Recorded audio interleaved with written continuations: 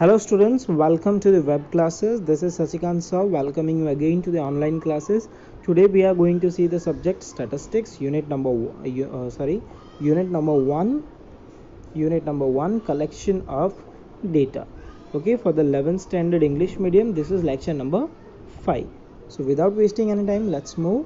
So we are at the methods of collecting primary data, and we had already completed direct inquiry method. Direct inquiry method में क्या था कि enumerator directly visit करता था जहाँ से भी इंफॉर्मेशन लेनी है. आज हम देखने वाले हैं indirect inquiry method. Okay, so let's see indirect inquiry method.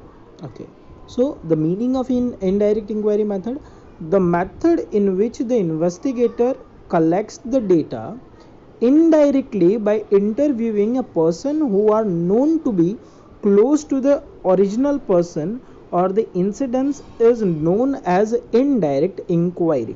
Okay, so यहाँ पर क्या है कि indirect inquiry का मतलब ये है कि जब कोई इन्फॉर्मेशन कलेक्ट करना है तो डायरेक्टली ना जाकर ऐसे व्यक्ति से पूछा जाता है जिसको उस सिचुएशन के बारे में सब कुछ पता हो. जैसे कि मान लो कि कहीं एक्सीडेंट हुआ, आपके फ्रेंड ने वो एक्सीडेंट पूरा अच्छे से देखा, ठीक है, और उसके कुछ फोटोग्राफ्स भी लिए, और आप हो न्यूज़ एजेंसी में, आपको वो उसके बारे में कुछ नहीं पता, लेकिन आप अपने फ्रेंड से वो सारे फ़ोटोज़ लेते हो, ठीक है, और उससे पूछते हो कैसे हुआ, क्या हुआ, और फिर वो पूरी इन्फॉर्मेशन पब्लिश कर डालते हो.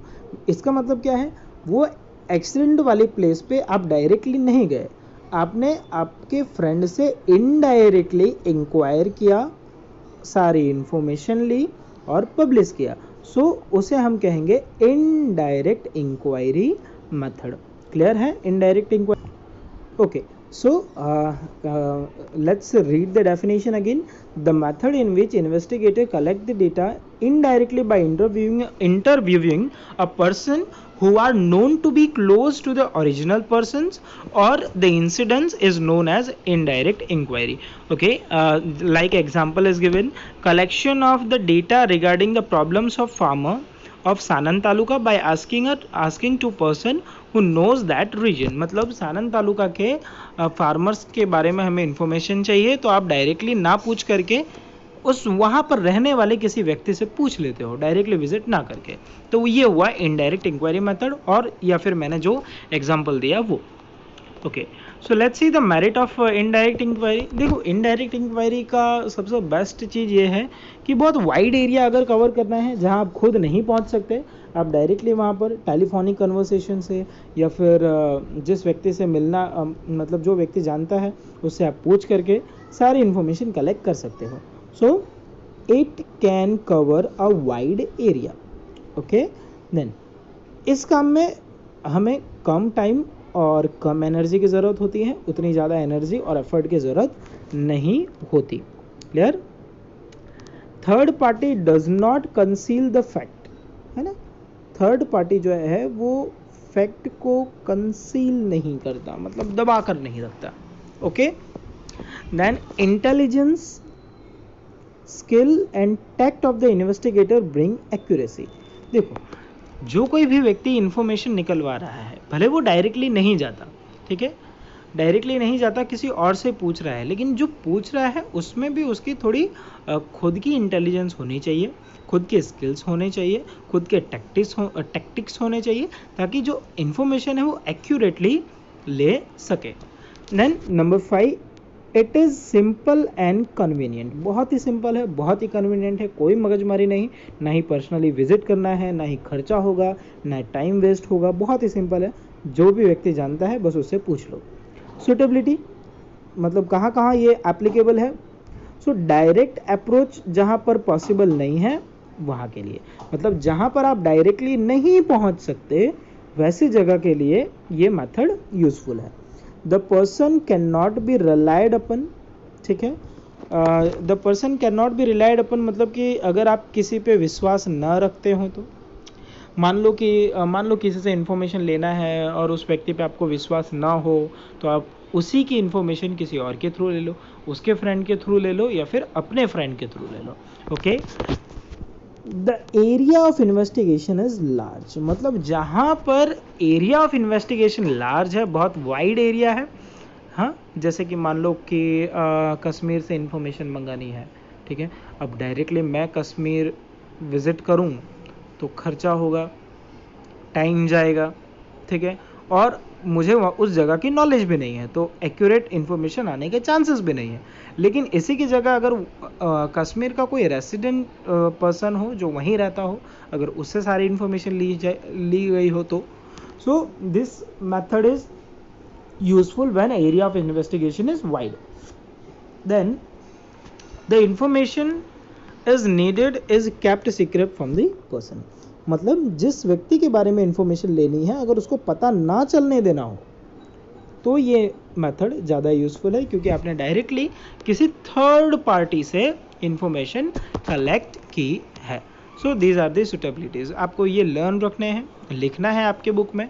सो नोट डाउन कर लेना। इसकी पीडीएफ जो है आपको सेंड कर दी जाएगी, आप पीडीएफ सेक्शन में जा कर के देख सकते हो।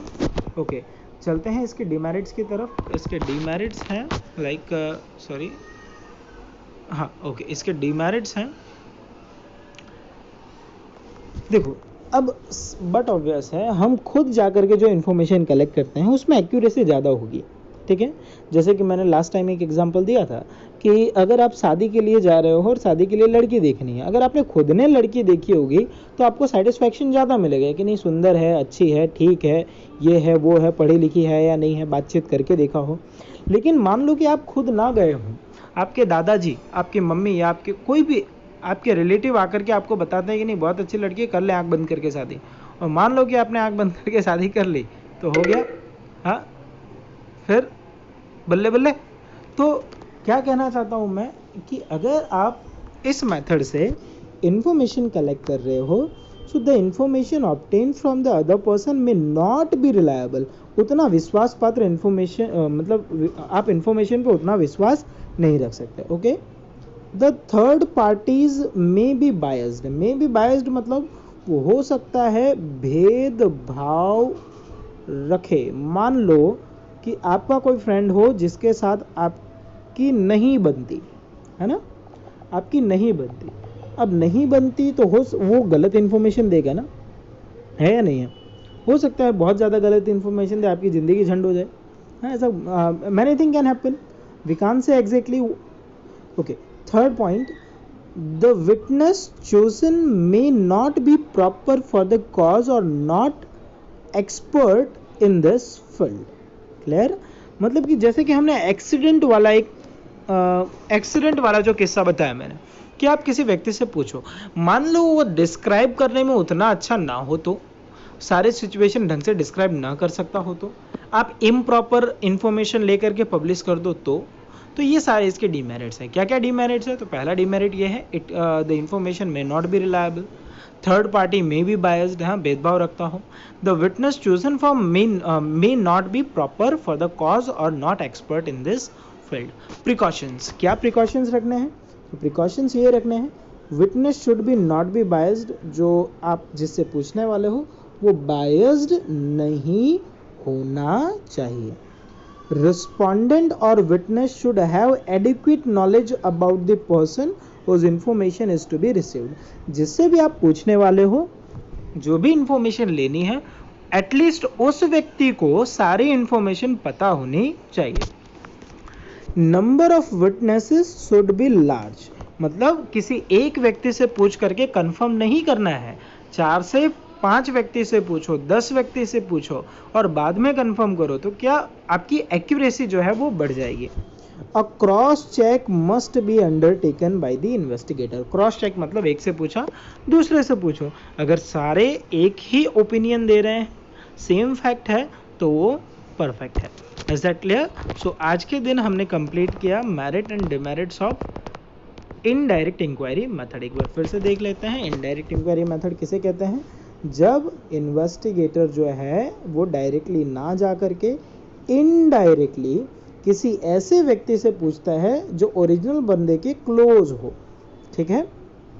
ओके, मेरिट्स क्या थे इसके?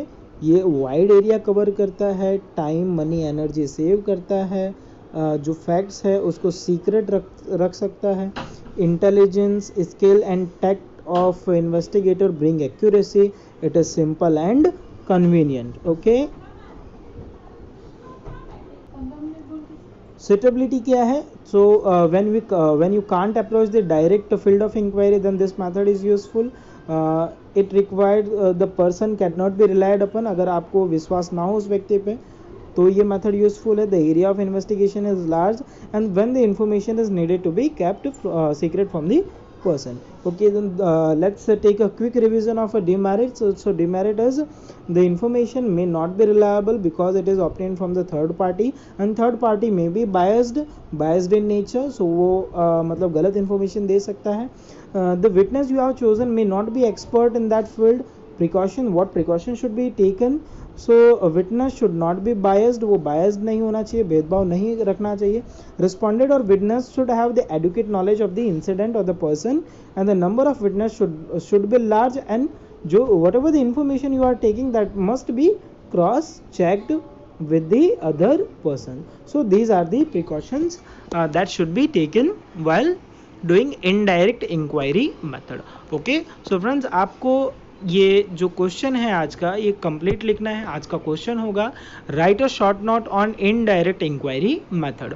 ओके, सो आज के लिए इतना ही. Thank you, bye bye, stay home and stay safe.